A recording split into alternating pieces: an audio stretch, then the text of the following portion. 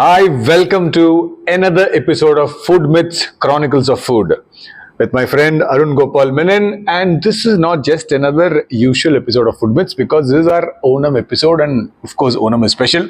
So, wish you guys a happy Onam in advance. Of course, Arun is also going to wish you. അതുകൊണ്ട് ഇതൊരു സ്പെഷ്യലായിട്ട് എപ്പിസോഡാണ്. പല special കാര്യങ്ങളും ഞാൻ ഈ സ്പെഷ്യലായിട്ടുള്ള അതായത് സ്പെഷ്യലിസ്റ്റ് ആയിട്ടുള്ള അടുത്ത് ചോദിക്കാൻ പോവാണ്. ഓണത്തെക്കുറിച്ചും ഓണസദ്യയെക്കുറിച്ചും അങ്ങനെ പല പല കാര്യങ്ങൾ. So what do you Arun? Thank you Jinu. ആദ്യം തന്നെ പറയാനുള്ളത്, ഓണം വന്നോണം വന്നോണക്കയ്യ, ഓണം വന്നോണം വന്നോണക്കയ്യ, നാക്കിലെ വെട്ടി നിരത്തി നിരത്തി തുമ്പപ്പൂ ചോറ് കുടഞ്ഞു വിളമ്പി, അയ്യയ്യ തഞ്ചത്തിൽ തങ്ങാതെ തിരിയാതെ ഓണത്തിരുവോണ സദ്യ വിളമ്പപ്പ. പച്ചടി കിച്ചടി ഓലൻ കാളൻ കായ നുറുക്കു വറുത്തു പേരി, നോക്കി വിളമ്പെന്റെ കമലമ്മേ, നോക്കി വിളമ്പെന്റെ കമലമ്മേ, പപ്പടമിട്ടു കൊടുക്ക് പഴമിട്ടു കുഴയ്ക്കാൻ, അയ്യയ്യ തഞ്ചത്തിൽ തങ്ങാതെ തിരിയാതെ ഓണത്തിരുവോണ സദ്യ വിളമ്പപ്പ. ഈ പാട്ട് വളരെ കാലം മുമ്പേ നമ്മുടെ വളരെ പ്രശസ്തനായ കോഴിക്കോടിന്റെ പ്രിയങ്കരനായ വിനോദ് കോവൂർ അദ്ദേഹം എനിക്ക് പഠിപ്പിച്ചു തന്നതാണ്. വിനോദ് കോവൂർ ഇപ്പൊ ടെലിവിഷനിലും സിനിമയിലൊക്കെ വളരെ പ്രശസ്തനായിരിക്കുന്ന ഒരു ആർട്ടിസ്റ്റ് അല്ലേ? പ്രശസ്തനായ നടൻ, നമ്മുടെ കോഴിക്കോടിന്റെ ഒരു അഭിമാനം തന്നെയാണ് അദ്ദേഹം. അദ്ദേഹം ഒരു 32-33 വർഷങ്ങൾക്ക് മുമ്പ് ഒരു സംഘഗാനത്തിന് വേണ്ടി എനിക്ക് ചിട്ടപ്പെടുത്തി തന്നിട്ടുള്ളതാണ്. അദ്ദേഹവും എൻ്റെ ഒരു പ്രിയ സുഹൃത്ത് ശ്രീജിത്ത് കെ വാര്യർ, ഇവരും ചേർന്ന് എന്നെ പഠിപ്പിച്ചു തന്നിട്ടുള്ള ഒരു സംഘഗാനം. വാര്യർ നമ്മുടെ ബാച്ച്മേറ്റ് ആയിരുന്നു വാര്യർ. ഇവര് ചേർന്ന് പഠിപ്പിച്ചു തന്ന ഒരു പാട്ടാണ്. വിനോദേട്ടന് ഒരു നല്ല നമസ്കാരം ഈ ഒരു അവസരത്തില്. ഞാൻ വിചാരിച്ചത് ഓണത്തിന്റെ എന്തെങ്കിലും ഒരു ഓൾറെഡി ഉള്ള പഴയ കാലത്തെ എന്തെങ്കിലും ഒരു ഗാനമായിരിക്കും. അത് ഓണവുമായിട്ട് ബന്ധപ്പെട്ടിട്ടുള്ളതാണ്. അതിലുപരി നമ്മളിപ്പോ ഇന്ന് സംസാരിക്കാൻ പോകുന്ന കാര്യവുമായിട്ട് ഡയറക്റ്റ്ലി ബന്ധം ഉള്ളതാണ്. നമ്മളിന്ന് പറയാൻ പോകുന്നത് ഓണമൊക്കെ അല്ലേ, ഉത്രാടായി. അപ്പോൾ നമ്മൾ പറയാൻ പോകുന്നത് ഓണസദ്യയെ പറ്റിയിട്ടാണ്. ഓണസദ്യ, ഇതന്നെ എൻ്റെ ആദ്യത്തെ ഒരു ചോദ്യം താങ്കളോട്. എൻ്റെ ഒരു സംശയം, ഓണം ഓഫ് കോഴ്സ് നമ്മുടെ ഏറ്റവും വലിയ ഫെസ്റ്റിവലാണ്. മലയാളികൾ ജാതി മത ഭേദമേന്യ അല്ലെങ്കിൽ ഒരു വേർതിരിവും വേലികളും ഒന്നുമില്ലാതെ ആഘോഷിക്കുന്ന ഒരു സാധനമാണ് എല്ലാ രീതിയിലും. കേരളത്തിന്റെ ദേശീയ ഉത്സവം എന്ന് പറയുന്ന ഇതാണ്. ഈ ഓണവും ഭക്ഷണവും, അതായത് വിഭവങ്ങളും, പല വിഭവങ്ങളും, ഇപ്പോൾ ഏത് ഫെസ്റ്റിവലിനും ഫുഡ് ഒരു ഇതാണ്. പക്ഷെ നമ്മൾ ഏറ്റവും വലിയ ഫുഡ് ഫെസ്റ്റിവലും ആക്ച്വലി ഓണമാണെന്ന് എനിക്ക് തോന്നിയിട്ടുണ്ട്. അത് ശരിയാണെന്നാണ് ഞാൻ കരുതുന്നത്. അത് അങ്ങനെയാണെങ്കിൽ എന്തുകൊണ്ടാണത് ഒന്ന് പറഞ്ഞു തരാൻ പറ്റും? ഓണത്തിന്റെ ചരിത്രം പറയാൻ തുടങ്ങുകയാണെന്നുണ്ടെങ്കിൽ നമ്മൾ ഒരുപാട് പുറകിലോട്ട് പോകണം. സദ്യയെ പറ്റിയിട്ടുള്ള ചരിത്രം തന്നെ. പരശുരാമൻ കേരളം മഴുവെറിഞ്ഞ് കടലിൽ നിന്ന് വീണ്ടെടുത്തു എന്നുള്ളതാണ് പറയപ്പെടുന്നത്. അപ്പോൾ Kerala is suppose to be a land of abundance. ഒരുപാട് the land that is equal to the weight in its weight in gold എന്നാണ് പറയുന്നത്. സ്വർണത്തിന്റെ തൂക്കത്തിനനുസരിച്ച് അതിന് വാല്യൂ ഉള്ള ഒരു സ്ഥലം എന്നാണ് നമ്മൾ കേരളത്തിനെ പറ്റി പൊതുവെ പറയപ്പെടുന്നത്. പരശുരാമൻ ഇതുപോലെ മഴുവെറിഞ്ഞ് കേരളം സൃഷ്ടിച്ചതിന് ശേഷം അദ്ദേഹം തന്നെയാണ് ഇവിടുത്തെ അബണ്ടൻസിനെ പ്രകീർത്തിക്കുന്ന തരത്തിലുള്ള ഒരു സദ്യ ഒരുക്കിയതെന്നാണ് ഒരു വശം. പക്ഷെ ഓണം ആയിട്ട് ഡയറക്റ്റ്ലി ബന്ധമുണ്ട് ഈ സദ്യക്ക്. നമ്മളിപ്പോൾ പലതരത്തിലുള്ള കല്യാണത്തിന് സദ്യ ഒരുക്കുന്നു, വിഷുവിന് സദ്യ ഒരുക്കുന്നു, പല ആഘോഷങ്ങൾക്കും നമ്മൾ സദ്യ ഒരുക്കുന്നു. നമ്മൾ ഈ എപ്പിസോഡ് തുടങ്ങിയ തന്നെ ഒരു പാട്ടുമായിട്ടാണ്. കാരണം Onam is A festival of fun and lot of art ഇതുമായിട്ട് ബന്ധപ്പെട്ടിട്ടുള്ളതാണ്. ചേരമാൻ പെരുമാൾ അല്ലെങ്കിൽ ചേര ഡൈനാസ്റ്റിയിലാണ് കേരളത്തിലെ ഏറ്റവും കൂടുതൽ ഓണം പ്രശസ്തി ആർജിച്ചത്. ഇന്നത്തെ രീതിയിൽ 10 ദിവസത്തേക്ക് ഓണാഘോഷം വന്നത് ചേര ഡൈനാസ്റ്റിയുടെ സമയത്താണെന്ന് പറയപ്പെടുന്നു. ഈ ഒരു സമയത്താണ് ഈ സദ്യയും കൂടെ, ഈ ഫീസ്റ്റും കൂടെ ഇത്രയും ഭംഗിയായിട്ട് നമ്മൾ ഈ രീതിയിൽ ഇന്ന് കാണുന്ന രീതിയിൽ അത് എത്തിപ്പെട്ടതെന്ന് പറയപ്പെടുന്നു. ഈ സദ്യ എന്ന് പറയുന്ന വാക്ക് തന്നെ സാധ്യമായത് എന്നുള്ളതെന്നും സജ്ജമായത് എന്നുള്ള 2 സംസ്കൃത വാക്കുകളിൽ നിന്ന് വന്നതാണെന്നും പറയപ്പെടുന്നു. ഈ ഒരു കാര്യം കൂടി ഇതിന്റെ സദ്യയായിട്ട് ബന്ധപ്പെട്ടിട്ടുണ്ട്. ഈ ചേര ഡൈനാസ്റ്റിയുടെ സമയത്ത് it is suppose to be the golden era of Kerala. ആ സമയത്താണ് ഈ നമ്മുടെ സദ്യയുടെ ഇത്രയും ഇലാബറേറ്റ് ആയിട്ട് ഈ സദ്യ രൂപാന്തരപ്പെടുന്നത്. അതിന് ഏറ്റവും വിശേഷമായിട്ടുള്ള സംഗതി എന്ന് വെച്ച് കഴിഞ്ഞിട്ടുണ്ടെങ്കിൽ ഈ sadya is directly related to ayurvedic type of food എന്നുള്ളതാണ്. അതാണ് അതിൻ്റെ ഏറ്റവും ഭംഗിയുള്ളത്. നമ്മുടെ തുടക്കകാലത്തെ എപ്പിസോഡുകളിൽ നമ്മൾ പറഞ്ഞിരുന്നു ആയുർവേദിക് ഫുഡിനെ പറ്റി പറയാൻ. അതെ അതെ. ഇതിലെ ഓരോ വിഭവവും ഇല മുതലക്ക് ഉള്ള വിഭവങ്ങൾ വിളമ്പുന്നത് വരെ, വിളമ്പുന്നതിലല്ല, ഇല മുതൽ എന്തിനു മുകളിലാണോ വിളമ്പുന്നത് സദ്യ അത് മുതൽക്ക്, ഈ ഇല മുതൽക്ക് അതില് നമ്മുടെ ഈ ആയുർവേദിക് ഇൻഫ്ലുവൻസ് വരുന്നു എന്നുള്ളതാണ് പറയപ്പെടുന്നത്. ഇതിന്റെ ഓരോ കാര്യങ്ങളും ഇതില് നാക്കിലയിലാണ് നമ്മൾ സ്വതവേ സദ്യ വിളമ്പുന്നത്. നാക്കില ഇടത്തോട്ട്, അതിന്റെ tapering end or narrow end towards the left ഇട്ടിട്ടാണ് നമ്മൾ എപ്പോഴും സദ്യ വിളമ്പുന്നത്. അതിന് തന്നെ ഒരു പ്രത്യേക കാരണമുണ്ട്. അതിൽ ലെഫ്റ്റ് ഹാൻഡ് സൈഡിൽ വരുന്ന സാധനങ്ങളുടെ ക്വാണ്ടിറ്റി അനുസരിച്ചാണ് നമ്മൾ ഈ റൈറ്റ് ഹാൻഡ് സൈഡ് കുറച്ച് വീതി കൂടുതലും ലെഫ്റ്റ് ഹാൻഡ് സൈഡ് കുറച്ച് വീതി കുറവുമായിട്ട് നമ്മൾ ഇടുന്നത്. സ്വതവേ ഒരു നല്ല സദ്യ 18 മുതൽ 24 വിഭവങ്ങൾ വരുന്നൊരു സദ്യയാണെന്നാണ് പറയപ്പെടുന്നത്. 24 വിഭവങ്ങൾ. അതിൽ തന്നെ നമ്മളൊരു സാധാരണ സദ്യയിൽ തന്നെ 9 വിഭവങ്ങൾ ഉണ്ടാവും എന്നുള്ളതാണ്. പക്ഷെ ജനറലി നമ്മുടെ കഴിഞ്ഞ എപ്പിസോഡിൽ നമ്മൾ പറഞ്ഞിട്ടുള്ള ഒരു സംഗതിയാണ് നമ്മുടെ ഈ വെസ്റ്റേൺ 7 കോഴ്സ് ഡിന്നറും സദ്യയൊക്കെ ആയിട്ടുള്ള ചെറിയൊരു ബന്ധങ്ങൾ നമ്മൾ പറഞ്ഞു. കുറച്ചും കൂടി ഇലാബറേറ്റ് ചെയ്ത് പറയുകയാണെന്നുണ്ടെങ്കിൽ നമ്മുടേത് ഒരു 9 കോഴ്സ് മീലാണ്. അപ്പൊ അവിടെ 7 കോഴ്സ് ഡിന്നറും നമുക്ക് 9 കോഴ്സ് ഡിന്നറും ആണ്. അതെ അതെ, 9 കോഴ്സ് ആണ്. ഇത് ബേസിക്കലി നമ്മുടെ സദ്യ എന്ന് പറയുന്ന ഒരു ബാങ്ക്വറ്റ് ആണ്. കാരണം it is A pre designed serving of food. അത് ഓരോ ഫുഡും നമ്മൾ നേരത്തെ പറഞ്ഞ പോലെ തന്നെ ഓരോ ഫുഡും അതിന് പ്രത്യേക അളവിലാണ് ഇതിൽ വിളമ്പിക്കൊണ്ടിരിക്കുന്നത്. ഇതിൽ ആന്റി ബാക്ടീരിയൽ പ്രോപ്പർട്ടീസ് ഉള്ള ഒരുപാട് ഭക്ഷണങ്ങൾ. അപ്പൊ നമ്മുടെ ഇല തന്നെ പറയുകയാണ്, starting with banana leaf. Banana ലീഫിൽ ഒരുപാട് ആന്റി ബാക്ടീരിയൽ അല്ലെങ്കിൽ ഇതിന്റെ ന്യൂട്രിയൻസിനെ, നമ്മുടെ ഈ കഴിക്കുന്ന ഭക്ഷണത്തിലെ ന്യൂട്രിയൻസിനെ എൻഹാൻസ് ചെയ്യാൻ വേണ്ടിയിട്ടുള്ള സംഗതികളും ഈ ബനാന ലീഫിലുണ്ട്. പ്ലാന്റൻ ലീഫ് എന്നോ ബനാന ലീഫ് എന്നോ പറയുന്ന സംഗതിയിലുണ്ടെന്നാണ് പറയപ്പെടുന്നത്. ഇന്ത്യയിൽ തന്നെ പല സ്ഥലത്തും ലീഫ് ഉപയോഗിച്ചിട്ട് ഭക്ഷണം കഴിക്കുന്ന ഒരു അവസ്ഥ ഉണ്ട്. പല സ്ഥലങ്ങളിൽ പല തരത്തിലുള്ള ലീവ്സ് ആണ് ഉപയോഗിക്കുന്നത്. പ്ലാന്റൻ ലീവ്സ് അല്ലെങ്കിൽ ബനാന ലീവ്സ് ഉപയോഗിക്കുന്നത് കൂടുതലും സൗത്ത് ഇന്ത്യയിലാണ്. വൺ ഓഫ് ദ റീസൺസ് നമുക്ക് കൂടുതൽ ഈ ബനാന കൾട്ടിവേഷൻ കൂടുതലാണെന്നുള്ള ഒരു അവൈലബിലിറ്റിയാണ് അതിന്റെ പ്രൈമറി സംഗതി. രണ്ടാമത്തെ ഒരു സംഗതി ഇതിന്റെ ഈ ഒരു ആയുർവേദിക് ഗുണം ഉള്ളത് കൊണ്ടാണെന്നുള്ളതാണ്. അതിന് നേരത്തെ പറഞ്ഞല്ലോ ആയുർവേദവും സദ്യയുമായിട്ട് ഭയങ്കര കണക്റ്റഡ് ആണെന്നും നമ്മളെ വാഴല പോലും അല്ലെങ്കിൽ ബാക്കി പല കാര്യങ്ങളും ആയുർവേദം റിലേറ്റഡ് ആയിട്ടാണെന്നുള്ള കാര്യം. Can you just throw some light on it? നമ്മുടെ ഈ ആയുർവേദ സംഹിതകളുമായിട്ട് ബന്ധപ്പെട്ടിട്ടാണ് ഈ നമ്മുടെ സദ്യയുടെ പല വിഭവങ്ങളും ഡിസൈൻ ചെയ്തിരിക്കുന്ന ഈ സംഹിതകളുമായിട്ട് ബന്ധപ്പെട്ടിട്ടുള്ളതാണ്. ഫോർ എക്സാമ്പിൾ ചരക സംഹിത, സുശ്രുത സംഹിത, അഷ്ടാംഗ സംഹിത. നമ്മൾ അതിലേക്ക് ഡീപ്പറായിട്ട് നമ്മൾ പോകുന്നില്ല. ആൻഡ് ഈ സംഹിതകളെ ബേസ് ചെയ്തിട്ട് ഷഡ് രസം എന്ന് പറയുന്ന ഒരു സംഗതി, 6 രസങ്ങളെ ബേസ് ചെയ്തിട്ടാണ് ഈ സദ്യ ഡിസൈൻ ചെയ്തിരിക്കുന്നതാണ്. ഓർ അത് ആയുർവേദത്തിൽ സ്വതവേ ഈ കാലങ്ങൾ അനുസരിച്ചിട്ട് ഭക്ഷണം ഇന്നത് കഴിക്കണം, ഇന്ന സമയത്ത് ഇത് കഴിക്കണം, ഇന്ന സമയത്ത് ഇത് കഴിക്കരുത്, ബാലൻസ് ചെയ്ത് കൊണ്ടുപോവുക, ഇങ്ങനത്തെ സംഗതികളൊക്കെയാണ് ഈ ആയുർവേദത്തിൽ കൂടുതലായിട്ട് പറയപ്പെടുന്നത്. 6 കാലങ്ങൾ, ശിശിരം, വസന്തം, ഗ്രീഷ്മം, വർഷം, ശരത്, ഇങ്ങനത്തെ കാലങ്ങളുമായിട്ട് ഈ 6 കാലങ്ങളുമായിട്ട് സീസൺസ് ഇതുമായിട്ട് തിരിച്ചിട്ടാണ് നമ്മൾ ഈ കാര്യങ്ങൾ, നമ്മുടെ ഭക്ഷണക്രമം തന്നെ സൃഷ്ടിച്ചിരിക്കുന്നത്. ഇതിന്റെ ഒരു കോമ്പിനേഷനാണ് ഈ സദ്യ എന്ന് വേണമെങ്കിൽ നമുക്ക് പറയാൻ പറ്റും. അതിൽ തന്നെ പല വിഭവങ്ങളും നമ്മുടെ ഈ ഇതിന്റെ റോ മെറ്റീരിയൽ ഇതിന് ചൂസ് ചെയ്യുന്നത് ഇതിന്റെ ഒരു ഗുണങ്ങൾ നോക്കിയിട്ടാണ്. ഈ പ്രത്യേക മെഡിസിനൽ വാല്യൂസ്, ഹെൽത്ത് വാല്യൂസ്, അതിൻ്റെ ഡൈജസ്റ്റീവ് വാല്യൂസ്, ടേസ്റ്റ് വാല്യൂസ്, ഇതൊക്കെ കണക്കാക്കിയിട്ടാണ് ഈ വിഭവങ്ങൾ സെലക്ട് ചെയ്യുന്നത്. ചില വിഭവങ്ങൾ നമ്മൾ ടോട്ടലി ഇതിൽ നിന്ന് ഒഴിവാക്കിയിട്ടുണ്ട്. അതിൻ്റെ ഒരു പ്രൈമറി എക്സാമ്പിളാണ് പൊട്ടേറ്റോ. 17-18 നൂറ്റാണ്ടില് സൗത്ത് അമേരിക്കയിൽ നിന്നാണ് നമുക്ക് ഈ പൊട്ടേറ്റോസ് വരുന്നത്. ഇത് വന്നു കഴിഞ്ഞതിന് ശേഷം നമ്മൾ ഒരിക്കലും സദ്യയിലേക്ക് നമ്മൾ പൊട്ടേറ്റോ കൊണ്ടുവന്നിട്ടില്ല ഒറിജിനലി. ബാക്കിയുള്ള ന്യൂട്രീഷണൽ വാല്യൂ ഉള്ള പോരാളികൾ ആരൊക്കെയാണ് ഇതിന്റെ അകത്തുള്ളതെന്ന് ഒന്ന് പറഞ്ഞു തരാൻ പറ്റും? നമ്മുടെ സദ്യയിൽ വളരെ ലിബറൽ ആയിട്ട് ഉപയോഗിച്ചിരിക്കുന്ന ഒരു വസ്തു എന്ന് പറയുന്നത് ജിഞ്ചറാണ്, ഇഞ്ചി. ഇഞ്ചി പുളി, ഇഞ്ചി കറി, ബാക്കിയുള്ള കറികളിൽ മുഴുവനും ഇഞ്ചിയുടെ അംശങ്ങൾ മിക്കവാറും എല്ലാത്തിലും വരുന്നുണ്ട്. ചിലതിൽ പച്ചടിയിലും കിച്ചടിയിലൊക്കെ ഒഴികെ ബാക്കി എല്ലാത്തിലും ഇഞ്ചിയുടെ ചെറിയ അംശങ്ങൾ വരുന്നുണ്ട്. Because of its digestive, probiotic and different other properties of ginger ആണ് അതിൽ വരുന്നത്. രണ്ടാമത് വൈറ്റമിൻസ് ആണ്. വൈറ്റമിൻസ് വരുന്ന നാരങ്ങയിലാണെങ്കിലും നമ്മൾ ഈ സൈഡിൽ നിന്ന് ഒരു സ്ഥലത്ത് ഇതിന്റെ വിളമ്പല് നോക്കി കഴിഞ്ഞിട്ടുണ്ടെങ്കിൽ നമുക്കറിയാം, ഈ സൈഡിൽ നിന്ന് നമ്മൾ തുടങ്ങുന്നത് ഉപ്പിൽ നിന്നാണ് വിളമ്പൽ തുടങ്ങുന്നത്. Oh, the first thing to be served is salt. The first thing to be served is salt, because the salt is the essence of life. ആ ഒരു കാരണം കൊണ്ടും സോൾട്ട് പലർക്കും പല രുചിയാണ്, ഉപ്പ് രസം പലർക്കും പല രീതിയിലാണ് തൃപ്തിയാവുന്നത്.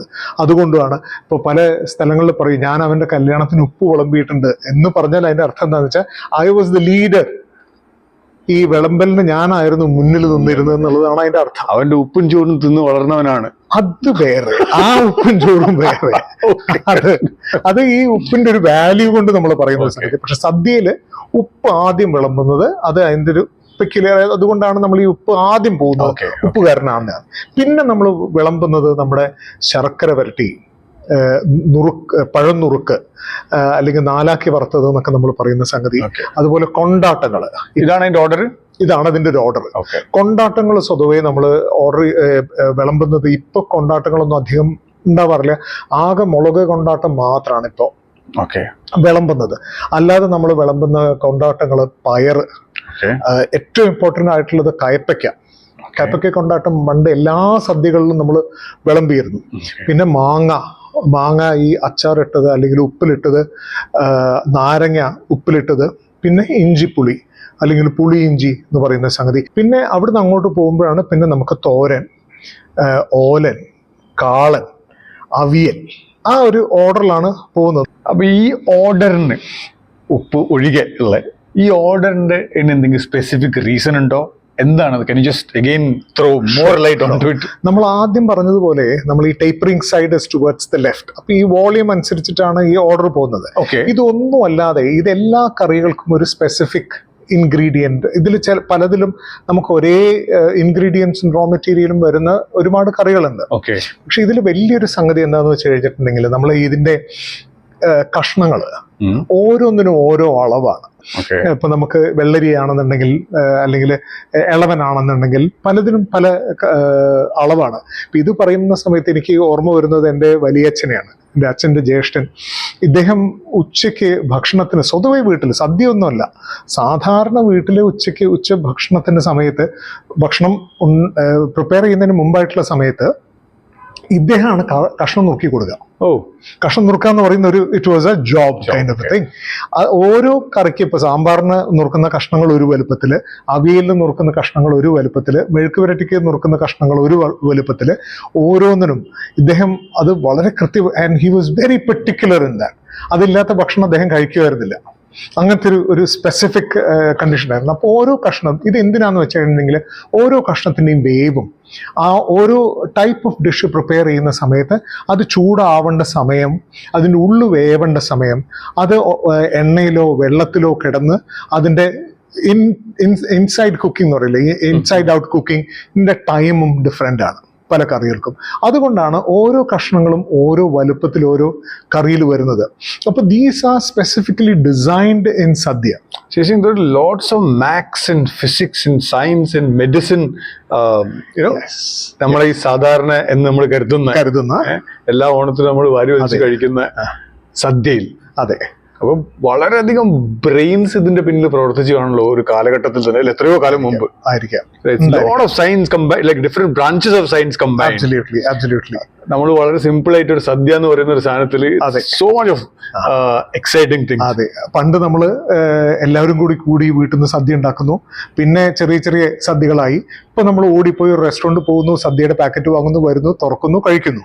പക്ഷെ ഇതിന്റെ പുറകില് വളരെ സ്പെസിഫിക് ആയിട്ടുള്ള ചില സംഗതികളുണ്ട്.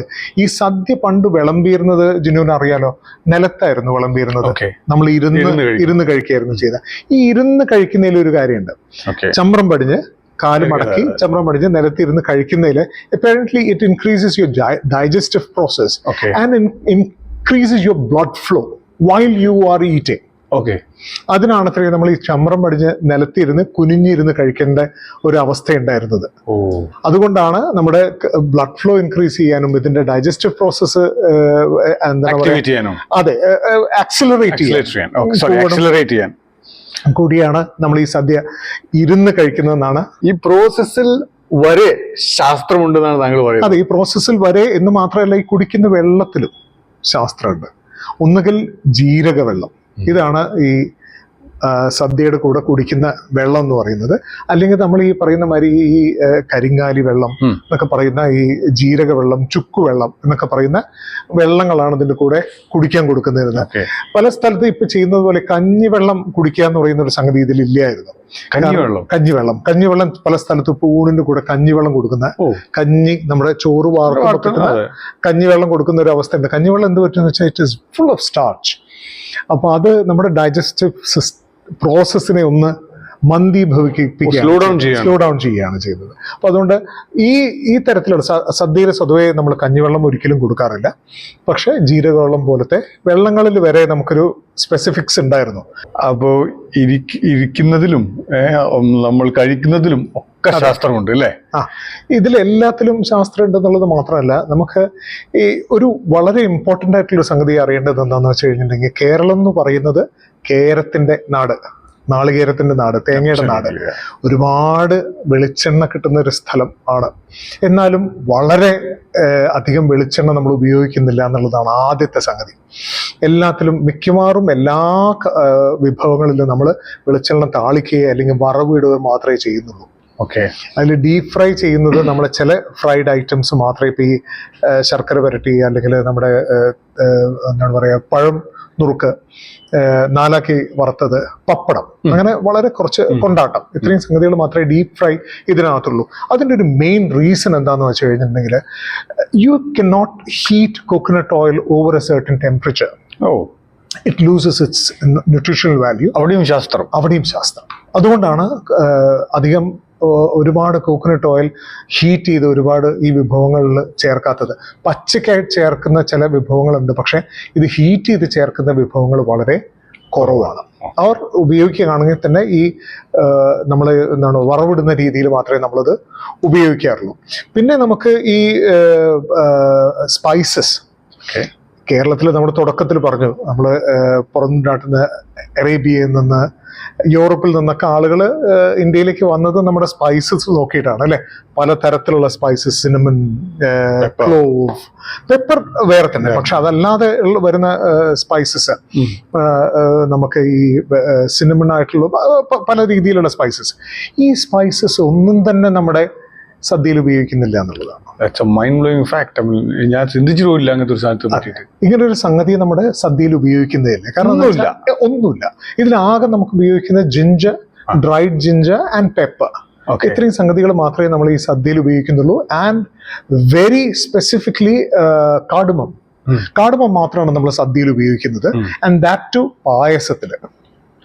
പായസത്തിൽ മാത്രമേ നമ്മൾ ഇലൈച്ചി അല്ലെങ്കിൽ നമ്മുടെ ഏലക്ക ഉപയോഗിക്കുന്ന, ഏലക്ക പൊടിച്ച് ചേർക്കും അല്ലെങ്കിൽ ഏലക്ക ചതച്ച് ചേർക്കും നമ്മൾ ഈ സദ്യയിലല്ല, പായസത്തിൽ മാത്രമേ ഇത് വരുന്നുള്ളൂ. Again that is to accelerate the digestive process. വീണ്ടും ശാസ്ത്രം. അല്ലാതെ വേറെ ഒരു മേജർ സ്പൈസസ് നമ്മൾ, ഗരം മസാല, നമ്മളിവിടുന്ന് ഏറ്റവും കൂടുതൽ ആളുകൾ ആഗ്രഹിക്കുന്ന, കേരളത്തിൽ നിന്ന് കൊണ്ടുപോകുന്ന സംഗതിയാണ് ഈ ഗരം മസാല കൂട്ട്. പലതരത്തിലുള്ള 8-9 തരത്തിലുള്ള സ്പൈസസ് ചേർക്കുന്നതാണ് ഈ ഗരം മസാല. ഗരം മസാലയുടെ ഒരു നുള്ളു പോലും നമ്മുടെ സദ്യയിലെ തനത് സദ്യ വിഭവങ്ങളിൽ നമ്മൾ ചേർക്കുന്നില്ല എന്നുള്ളതാണ്. ചേർക്കാൻ പാടില്ല. തനത് വിഭവം തനതല്ലാതെ നമ്മൾ കുറെ കാര്യങ്ങൾ നമ്മൾ ഇത് ഇവിടെ ഉപയോഗിക്കുന്നുണ്ട്. Sadya is generally considered as a sattvic meal എന്ന് വെച്ചാൽ നമ്മൾ ഉള്ളി, വെളുത്തുള്ളി, ഇതൊന്നും നമ്മൾ ഒറിജിനൽ സദ്യയിൽ നമ്മൾ ഉപയോഗിക്കുന്നില്ല. ഉള്ളി ഉപയോഗിക്കുന്നില്ല, വെളുത്തുള്ളി ഉപയോഗിക്കുന്നില്ല, ഒരുപാട് റൂട്ട്സ് നമ്മൾ ഉപയോഗിക്കുന്നില്ല. ആകെ കാര്യമായിട്ട് ഉപയോഗിക്കുന്ന ബീട്രൂട്ടാണ്. ക്യാരറ്റ് നമ്മൾ ഉപയോഗിക്കുന്നില്ല, പൊട്ടേറ്റോ നമ്മൾ ഉപയോഗിക്കുന്നില്ല. So generally it is considered as a Satwik vegetarian meal. ഇതിൽ തന്നെ നമ്മൾ വളരെ ആർബിട്രറി ആണ് നമ്മൾ ഈ സംഗതി. കാരണം കേരളത്തിന്റെ പല സ്ഥലങ്ങളിലും, പ്രത്യേകിച്ച് നമ്മൾ വടക്കൻ മലബാറിലേക്ക് വന്നു കഴിഞ്ഞാൽ അവിടെ നോൺ വെജിറ്റേറിയൻ സെർവ് ചെയ്യുന്നുണ്ട്. അബ്സല്യൂട്ട്ലി. ഇവിടെ സദ്യന്റെ സൈഡിൽ ഒരു മീൻ പൊരിച്ചതൊക്കെ ഞാൻ കാണാറുണ്ട്. മീൻ പൊരിച്ചത്, മീൻ കറി, കോഴി വരട്ടിയത്, ബീഫ്, മട്ടൺ, ഇതൊക്കെ സെർവ് ചെയ്യുന്ന, ബീഫും ചിക്കനും മട്ടനും കൂടി സെർവ് ചെയ്യുന്ന ചില സദ്യകളൊക്കെ ഉണ്ട്. നമ്മൾ നോർത്തേൺ കേരളയിലേക്ക് പോയി ചില സ്ഥലങ്ങളിൽ തന്നെ വേണം. വൈരുദ്ധ്യത്തിന്റെ ഒരു കളി തന്നെയാണ് അവിടെ നടന്നുകൊണ്ടിരിക്കുന്നത്. അത് ഒരു ടേസ്റ്റ് ബേസ്ഡ് ആണ് സംഗതി. നമ്മൾ സദ്യ എന്ന് പറയുമ്പോൾ അതിന്റെ ജനറിക് ഒരു സംഗതി മാത്രമേ നമ്മൾ അതിനെപ്പറ്റി സംസാരിക്കുന്നുള്ളൂ. പക്ഷെ വൈവിധ്യങ്ങൾ ഒരുപാട് സ്ഥലത്തുണ്ട്. ഇപ്പൊ സാമ്പാർ തന്നെ അല്ലെങ്കിൽ അവിയൽ തന്നെ നമ്മൾ കാസർഗോഡ് മുതൽ തിരുവനന്തപുരം വരെ യാത്ര ചെയ്ത് കഴിഞ്ഞിട്ടുണ്ടെങ്കിൽ ഈ നേരത്തെ പറഞ്ഞ കഷ്ണങ്ങളുടെ അളവിൽ ഒരുപാട് വ്യത്യാസമാണ്. അപ്പോൾ അത് നമുക്ക് ചില സ്ഥലങ്ങളിൽ കണ്ടെങ്കിൽ ഒരു കൾച്ചറൽ ഷോക്ക് തന്നെ. താങ്കളുടെ അങ്കിളുടെ കാര്യം പറഞ്ഞപ്പോഴേ good that he was living that life ആ കാലഘട്ടത്തിൽ. ഇന്നിപ്പോ ആണ് ആരോടും അത് പറഞ്ഞിട്ടുണ്ടായിരുന്നെങ്കിൽ അത് അധികകാലം വീട്ടിൽ ഭക്ഷണം കഴിക്കാൻ സാധ്യത. അതെ അതെ. പക്ഷെ ഇന്നും ഒരുപാട് ഷെഫ്സ് ഇതുപോലെ, ഞാൻ സദ്യക്ക് വേണ്ടി മാത്രമല്ല പറയുന്നത്, അവർ കുക്ക് ചെയ്യുന്ന പല വിഭവങ്ങളും നല്ല ഷെഫ്സ് ഇത് കാണുന്നുണ്ടെങ്കിൽ അവർക്ക് തീർച്ചയായിട്ടും അറിയാൻ പറ്റും.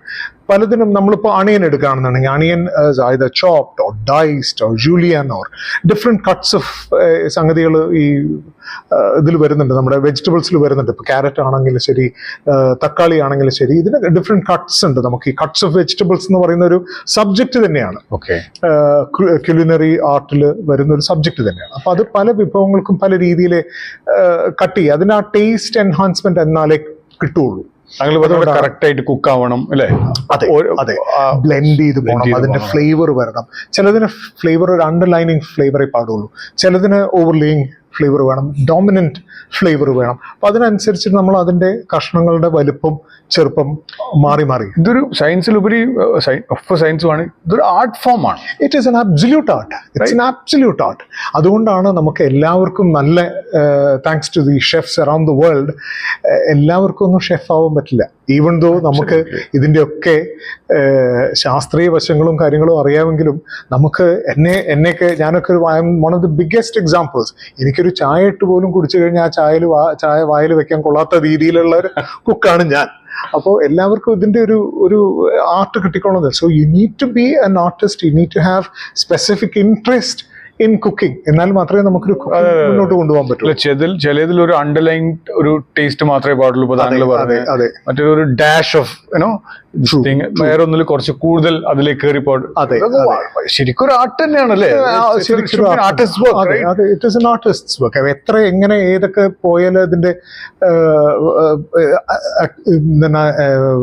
റിക്വയർഡ് റിസൾട്ട് നമുക്ക് കിട്ടും എന്നുള്ളത് ഇത് ചെയ്ത് പരിചയിച്ച, അല്ലെങ്കിൽ അത് നാച്ചുറലി വരുന്ന ആളുകൾക്ക് തന്നെ അത് ചെയ്യാൻ പറ്റുള്ളൂ. ഈ സദ്യയിൽ തന്നെ നമ്മൾ തുടങ്ങുന്നത് ഈ പിക്കിൾസിൽ ഒരുപാട് വൈറ്റമിൻസ് ഉള്ള ഒരു സംഗതിയാണ് pickles. Vitamin A, vitamin D, vitamin E, vitamin B, അങ്ങനെ ഒരുപാട് വൈറ്റമിൻസ് കലർന്നിട്ടുള്ളതാണ് ഈ പിക്കിൾ എന്ന് പറയുന്നത്. പിന്നെ ഈ ശർക്കര വരട്ടി, നമ്മൾ വളരെ സാധാരണയായിട്ട് നമ്മൾ കുറിക്കാൻ ഇഷ്ടമുള്ളൊരു സംഗതി, ലേശം മധുരമുണ്ട്, ഒരു രസമാണ്. ഈ ശർക്കര വരട്ടിയിൽ ഇഞ്ചിയുണ്ട്, ഒരുപാട് ഇഞ്ചിയുണ്ട്. ഈ ശർക്കര വരട്ടിക്ക് ഒരു ബാലൻസിങ് സംഗതിയുണ്ട്. ഈ ശർക്കര ഉപ്പേരി തന്നെയല്ലേ ശർക്കര വരട്ടിയത്? അതെ, ശർക്കര വരട്ടി എന്ന് ചില സ്ഥലങ്ങളിൽ നമ്മൾ ശർക്കര വരട്ടി എന്ന് പറയും. നമ്മുടെയൊക്കെ സ്ഥലത്ത് ശർക്കര ഉപ്പേരി എന്നാണ് സ്വതവേ പറയുക. ഈ ശർക്കര ഉപ്പേരി നമ്മൾ ഈ ഭക്ഷണം തുടക്കം മുതലേ ആദ്യമേ വിളമ്പുന്നതാണ്. അപ്പൊ നമ്മൾ ഇത് ഓരോന്ന് എടുത്ത് ആണ് നമ്മൾ ഈ കഴിച്ചു തുടങ്ങുന്നത്. അങ്ങനെ തന്നെയാണ് വേണ്ടത്. പലപ്പോഴും നമ്മൾ വിചാരിക്കുക ഇത് വിളമ്പി കഴിഞ്ഞ് ഇതിനോടുള്ള ആർത്തിയുണ്ടോ, അല്ലെങ്കിൽ വിശപ്പ് സഹിക്കാൻ വയ്യാഞ്ഞിട്ടാണ് ആളുകൾ ഇതിന്ന് നുള്ളിപ്പെറുക്കുന്നതെന്നാണ് നമ്മൾ സ്വതവേ വിചാരിക്കുക. അല്ല, ഇങ്ങനെ തന്നെയാണ് കഴിക്കേണ്ടത്. ഈ ചോറ് വരുന്നതിന് മുമ്പ് കഴിക്കേണ്ട ചില സംഗതികളുണ്ട്. ഈ ശർക്കര ഉപ്പേരി അല്ലെങ്കിൽ ശർക്കര വരട്ടി തന്നെ during the meal blood flow enhance ചെയ്യാൻ ഹെൽപ്പ് ചെയ്യുന്ന ഒരു സംഗതിയാണെന്ന് പറഞ്ഞാൽ ആരെങ്കിലും വിശ്വസിക്കുമോ? വീണ്ടും ശാസ്ത്രം. അപ്പൊ ഈ ഒരു ചെറിയ രീതിയിലല്ല ഇതിനെ ഒരു ആളുകൾ നോക്കി കാണുന്നത്, അല്ലെങ്കിൽ ഇതിനെ പണ്ട് സങ്കല്പിച്ചിരുന്നത് എന്നുള്ളതിന്റെ ഒരു വലിയ ഒരു കാര്യമാണ് ഈ ശർക്കര വരട്ടിന്റെ കാര്യത്തിൽ. അതുപോലെ തന്നെ നമ്മൾ ഈ അരി, ഈ സദ്യക്ക് നമ്മൾ വിളമ്പുന്നത് നമ്മൾ ഈ പോളിഷ്ഡ് അല്ലെങ്കിൽ ബ്ലീച്ച് ചെയ്ത അരിയല്ല. സ്വതവേ നമ്മൾ വിളമ്പേണ്ടത് തവിടുള്ള അരിയാണെന്ന്.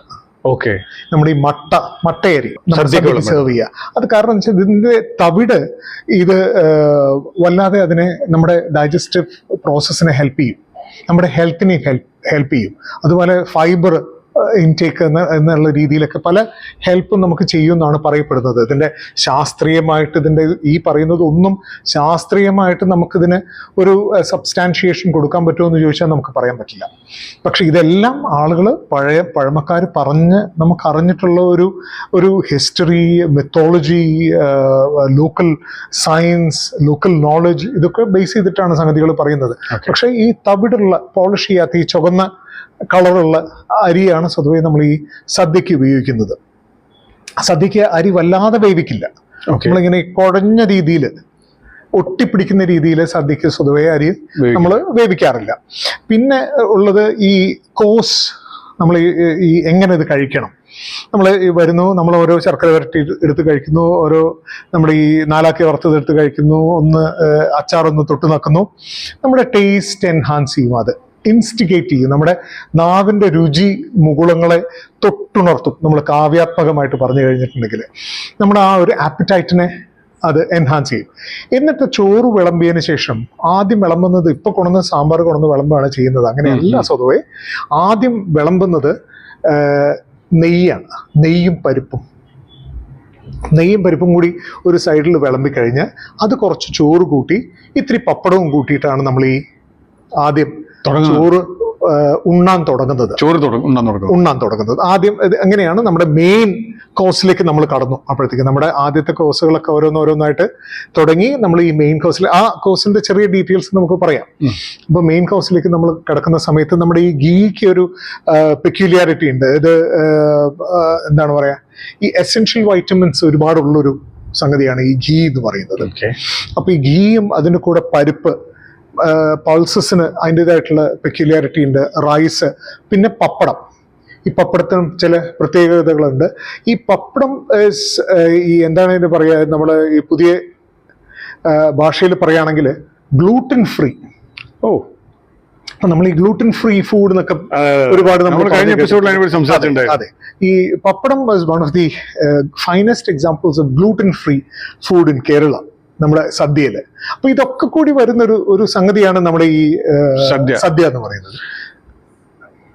It's amazing to listen to you about സദ്യ. കാരണം ഇത് ഉണ്ടാക്കുന്നതിൽ മാത്രമല്ല, ഇത് കഴിക്കുന്നതിലും ഒരു പ്രോസസ് ഉണ്ട്. You need to know how to eat this thing. It's like I think I'm looking at sadya in a very different way right now. എനിക്ക് ഇതുവരെ ഞാൻ കണ്ട സദ്യയിൽ നിന്ന് ഞാൻ വ്യത്യസ്തമായി നോക്കിക്കൊണ്ടിരിക്കുകയാണ്. എനിക്ക് തോന്നുന്നു ഇനിയും നിങ്ങൾക്ക് എന്തെങ്കിലും സദ്യനെ പറ്റി പറയാനുണ്ടായിരുന്നു, ഒന്നുകൂടി കൺഫ്യൂസ് ചെയ്യാൻ വേണ്ടിയിട്ടുള്ളത്. അതെ, അതിൽ സദ്യയിൽ ബേസിക്കലി ഇനി ഉള്ളത് നമ്മുടെ ഓരോ വിഭവത്തിനെ പറ്റി പറയാനുള്ളതാണ്.